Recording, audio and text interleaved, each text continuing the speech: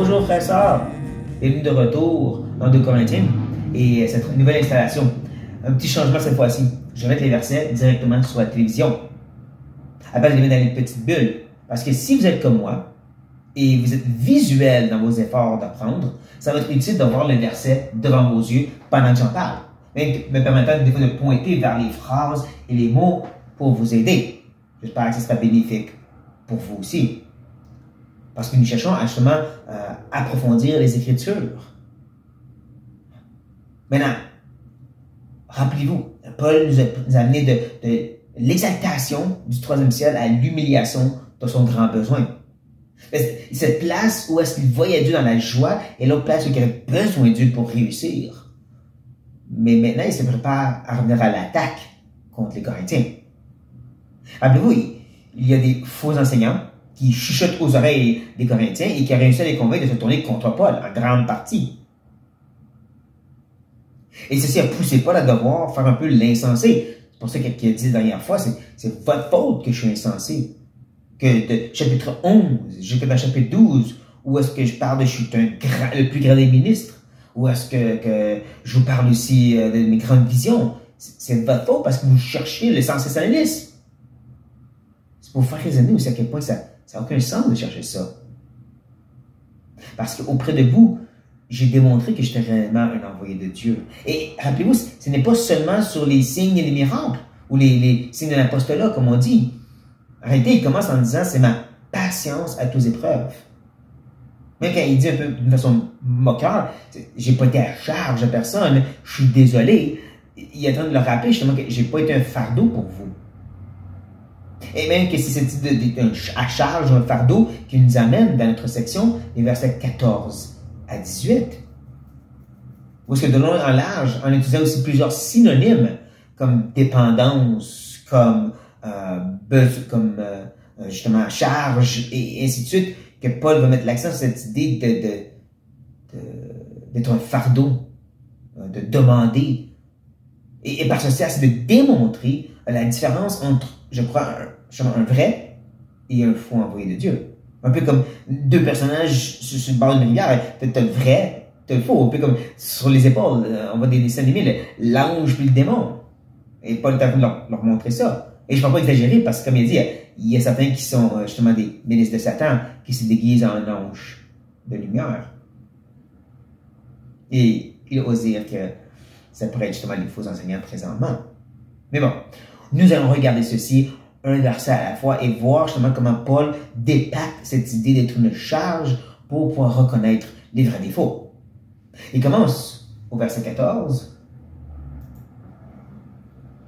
Voici pour la 3e fois, je suis prêt à aller chez vous, et je ne serai point à charge, car ce ne sont pas vos biens que je cherche, c'est vous-même. Ce n'est pas en effet aux enfants à amasser pour leurs parents, mais aux parents pour leurs enfants. On voit ici que le premier contraste que Paul veut faire, c'est entre lui et les faux enseignants, comme j'ai dit. Il commence en disant « voici », donc c'est un mot qui cherche l'attention des gens,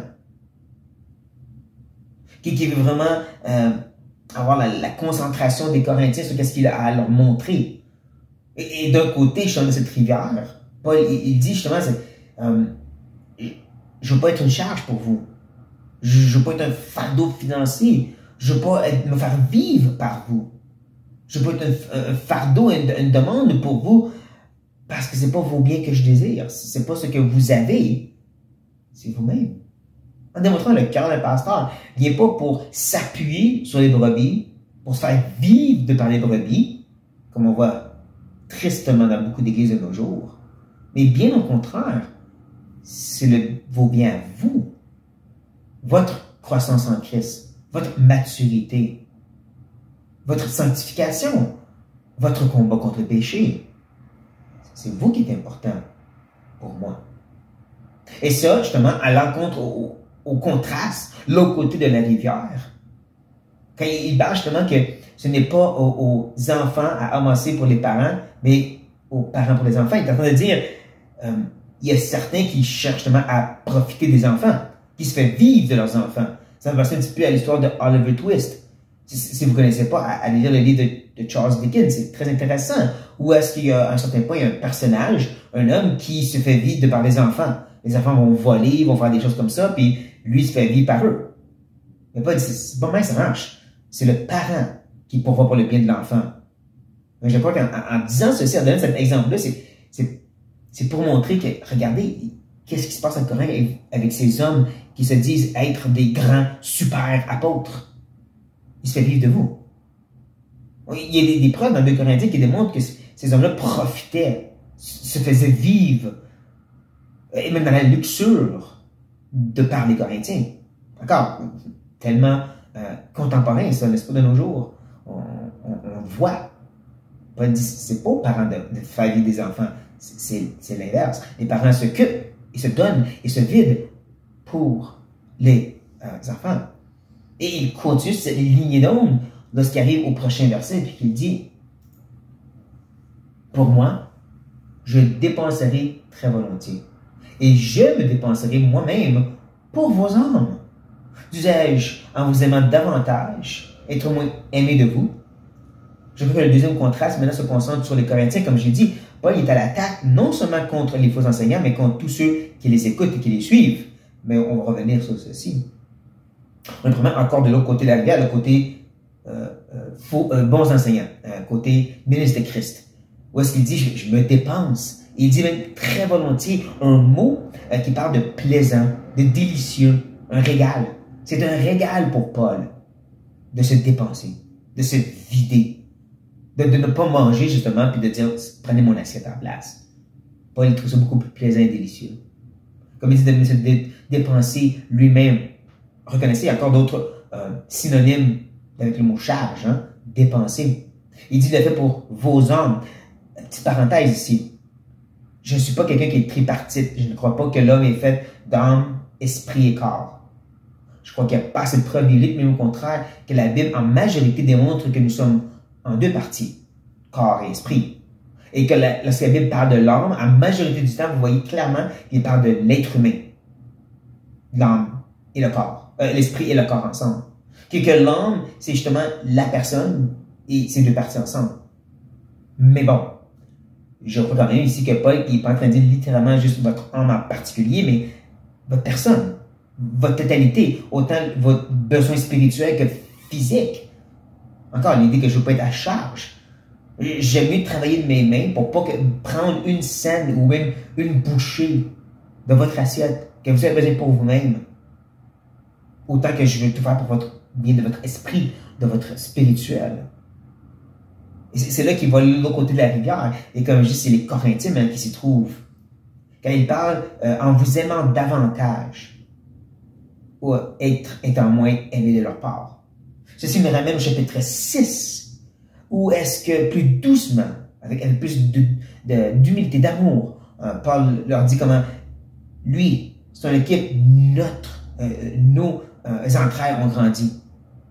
L'entraille dans la place des émotions, comme j'avais dit, mais le vôtre, il a rétréci. Vous nous aimez moins. À travers les années et plus de sacrifices, vous venez à moins nous aimer. Donc, plus je me dépense, plus je me donne, et moins vous me voulez. Regardez le contraste, ça fait du sens. Je suis en train de me dépenser, me donner, moi et mon équipe, vraiment sacrifier tout ce qu'on peut pour votre plus grand bien, et vous nous aimez moins. Ça fait du sens. Ça fait du sens.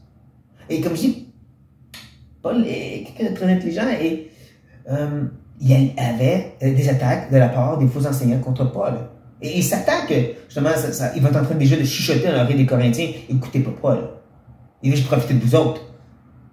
Et c'est pour ça que les prochains versets, c'est un sens Paul qui revient à la défense, un peu, tout en leur faisant raisonner, bien sûr, tout en voulant leur montrer à quoi ressemble un faux enseignant.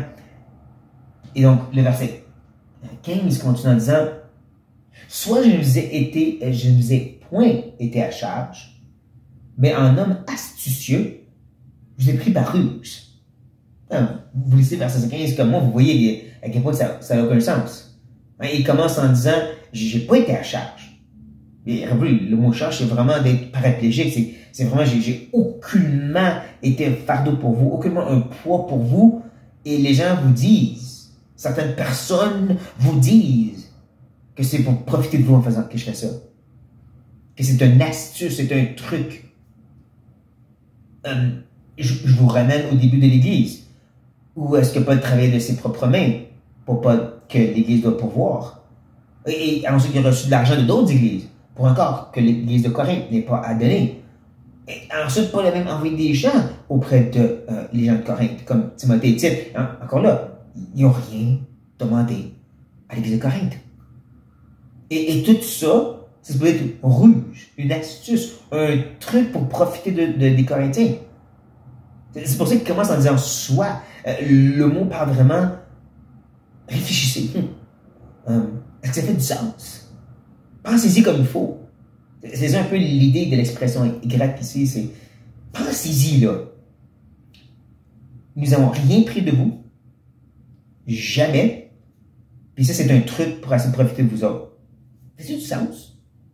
Et c'est drôle parce que de nos jours, certains de ces prédicateurs de prospérité vont faire un peu le même raisonnement. Ils vont parler contre les pasteurs qui ne profitent pas de leur église, qui ne cherchent pas à être riches et à avoir du grand succès. Puis ils vont s'attaquer à eux et se moquer d'eux autres. Pour montrer comment c'est eux qu'il faut faire attention, pas les gens comme nous, qui comprenons l'importance d'être bénis en tant que pasteur et homme de Dieu. C'est gens à écouter certains de leurs sermons ou qui se défendent eux-mêmes et qui attaquent les gens plus comme Paul, qui ne cherchent pas à profiter. C'est la logique inversée. C'est loufoque, c'est stupide, c'est fou. Ben, Paul dit, justement, ça fait-tu du sens pour vous, ça, chers Corinthiens? Il continue sa défense au verset 16 en disant, verset 17, pardonnez-moi, « Ai-je tiré du profit de vous par quelqu'un de ceux que je vous ai envoyés? » La réponse ici entend un négatif. Dans le grec, tu peux poser une question d'une façon où est-ce que tu t'attends à ce qu'il y ait une réponse positive ou négative. Et la façon que Paul l'exprime, il s'attend à ce que les Corinthiens vont dire non. Et il peut parce que les Corinthiens sont un témoin vivant. Ça fait des années là, que Paul cherche à œuvrer auprès d'eux. Parle à Timothée, de Tite et de d'autres. Il dit, est-ce que n'importe quelle de ces personnes, venant de moi, à mon nom, de mon équipe, a cherché à profiter de vous? Encore un autre mot, profite, qui est connecté à charge, puis à dépenser, ou est-ce qu'il démontre justement ce que je suis prêt à être une charge, quel profit que je cherche à avoir, c'est de me dépenser pour vous enrichir. Right? Pas de prendre de vous pour m'enrichir moi-même. Vous voyez encore les contrastes que Paul fait ici en utilisant tous ces synonymes. Mais c'est ça, il dit, y a-t-il quelqu'un qui cherchait à profiter de vous qui vient dans mon nom? Il peut dire ça parce qu'il sait, la réponse va être non. Et donc, il arrive au dernier coup, et au verset 18, avec ce coup de la fin, j'ai engagé Tite à aller chez vous. Et avec lui, j'ai envoyé le frère.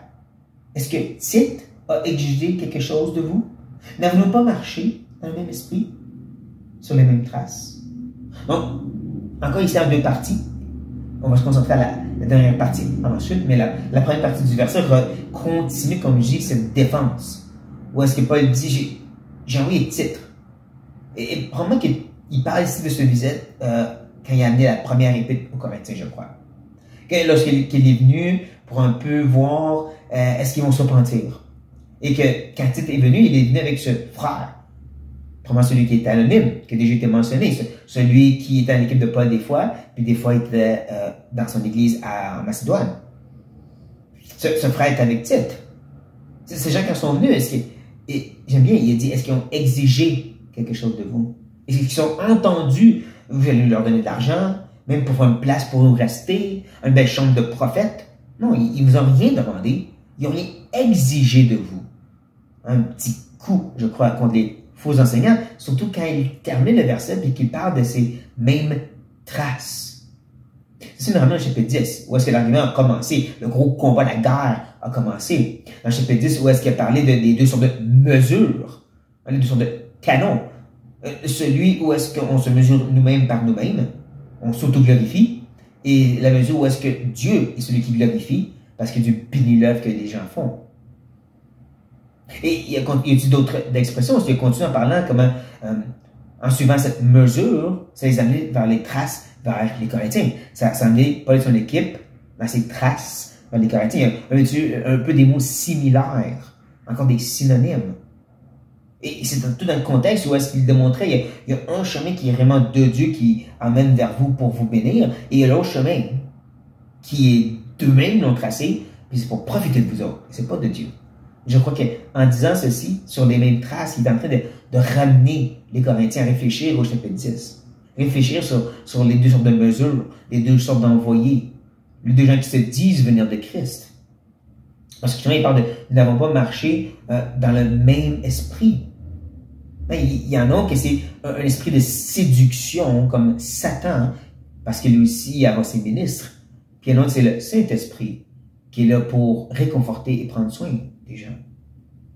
Donc ce texte continue à être un effort pour démontrer, comme j'ai dit au début, le vrai des faux.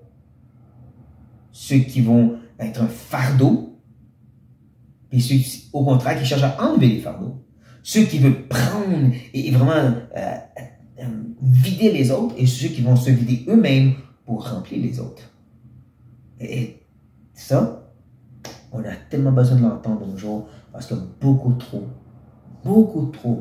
de chrétiens se font avoir par ceux qui profitent, par ceux qui sont une charge aux autres, et qui se font dire, c'est mal que ça marche.